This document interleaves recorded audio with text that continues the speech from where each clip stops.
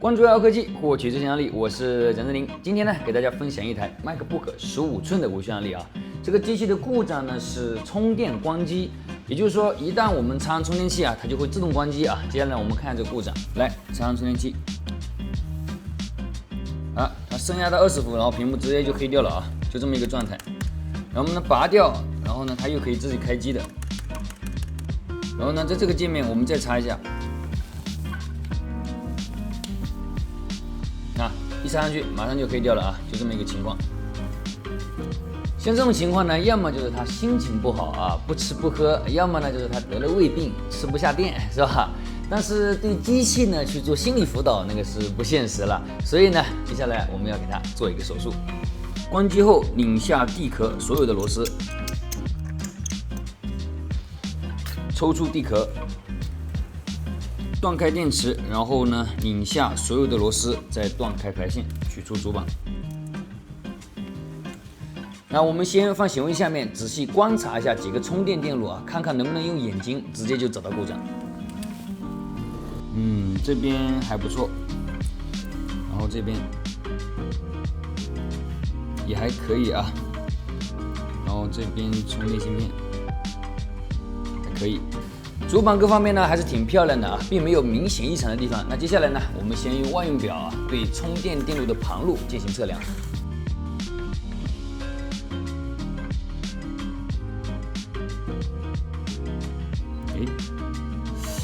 这里不对了啊，这个地方正常应该是一个串联的，但是这头是接地了啊，00000001，看到吗？这个下面啊，我们可以很明显的看到是有一条电路的啊，有个走线啊，我们放大看一下，看到吗？是吧？下面明显是有一条线啊，而且这个电容呢，应该是一个 BOSS 的电路的。通过测量呢，我们发现充电电路的旁路啊，有一个地方是短路的。接下来我们图纸看一下，刚才呢我们测量的是这个电容啊，这个电容呢它是串联电路的，也就是说无论在什么情况下啊，它都不会导致接地。那么看看有没有别的并联。好，目前没有啊。那这条线路上呢，只有2个芯片，一个充电管啊 U7000，然后呢下面有一个 MOS 管 Q7040。那也就是说，只有充电芯片和这个 MOS 管损坏会导致你短路了。要想精准的找出是哪一个芯片导致短路的话呢，我们可以给这条电路单独上一个电啊。接下来呢，我们用热成像来照一下。好，我们上电试一下啊。看到吗？很明显啊，这个充电芯片。是吧？充电芯片这个位置。接下来呢，我们要把这个故障的芯片给它拆掉啊。风箱温度500度。由于电脑的主板呢比手机要大很多，所以它散热会比较快啊。那我们在吹的时间呢可能会稍微长一些啊。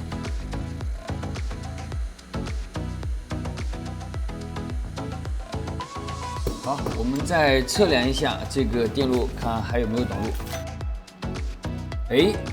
13啊，还是有问题啊。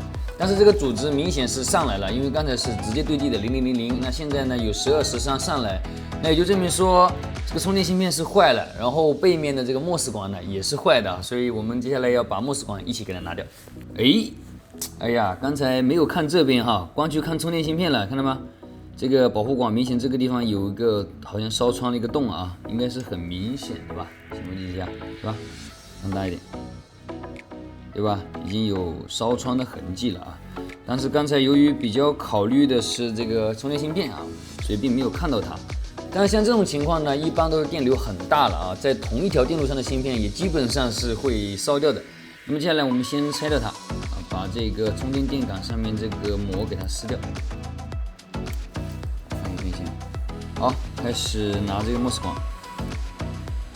这个 MOS 管下面的地线也是比较多啊，吹的时间肯定要更久一点啊，所以说需要耐心啊。为了更快速，我们还是拿出来吹啊，这样直吹呢会快一些，这样子的话这个时间会更长哈。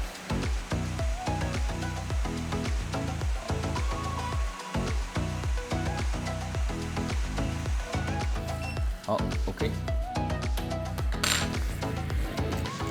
拿下芯片以后呢，我们要把这个锡给它清理一下啊。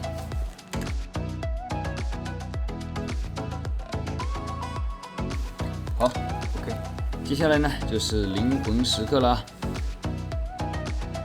如果大家喜欢看这个直吸猪肉灵魂的话呢，我可以单独去做一期视频啊，把所有的芯片，就是各种各样的芯片拿来直吸，然后让你们一次爽个够。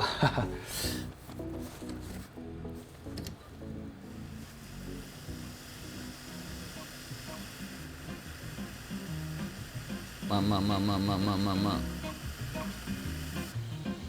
哎，调开啊 ，OK。他是感受到了你们的渴望，还想再来一次哈，可惜不用再来一次了。好，然后给它归一下位。OK， 放一边。然后呢，拿个莫斯管，给它把锡再上一点，均匀啊。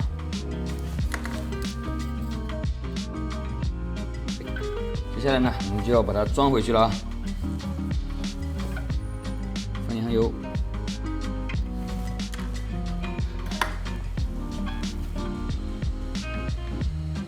对准位置。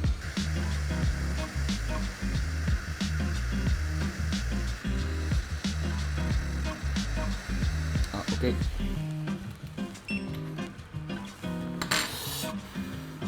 哦，刚才这个焊盘呢还没有清干净啊，所以我们要先清理一下这个焊盘多余的锡。好，刷干净，然后放新鲜的焊油啊。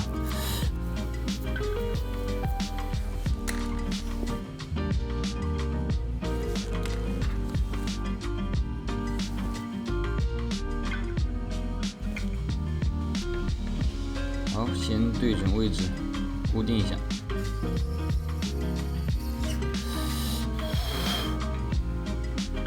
好，回位啊。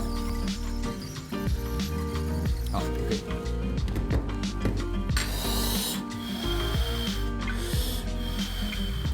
好，我们再装机试一下。哎，等等啊，充电的这个声音来了。然后现在这个电流已经在跑了，机器呢是没有关机，然后右上角可以看到这个充电的标志啊，已经在显示充电了。